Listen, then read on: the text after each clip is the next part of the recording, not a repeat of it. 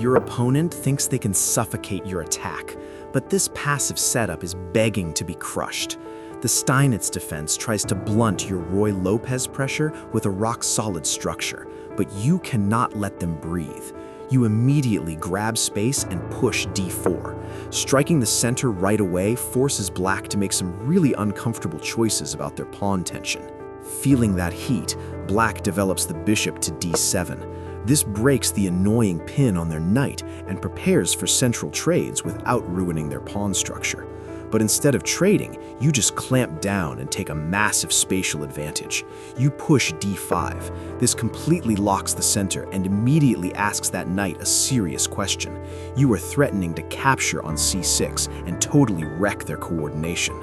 Forced to backpedal, they play knight to e7. Now their pieces are literally stepping on each other's toes, and their kingside development is completely jammed up by that awkward knight. Since your light-squared bishop has already done its job, you just cash it in. Bishop takes on d7, check.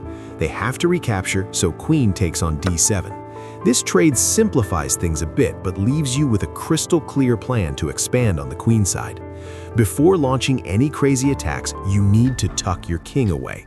It is still sitting right in the middle of the board, so you castle kingside. Getting to safety is priority number one before ripping open any new lines. They continue developing, so they play knight to f6. It looks like a totally natural developing move, but it packs a direct threat, eyeing your center and looking to capture on e4.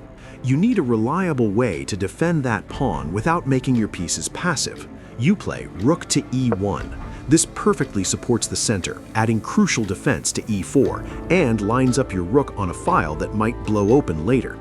They finally reroute that awkwardly placed piece, so they play knight to g6. This fixes their coordination and prepares to challenge your central control, maybe aiming for f4 down the line. To absolutely cement your space advantage, you strike with c4. This reinforces your d5 pawn and builds a massive pawn chain that completely suffocates their queenside counterplay. They finally get their kingside moving, so they go bishop to e7. They just want a castle and get their king out of the center, desperately trying to weather the storm of your spatial dominance. You just keep improving your pieces. You bring out knight to c3. Your position is incredibly comfortable here. You have a space advantage, central control, and all your pieces are working together perfectly while they remain totally cramped.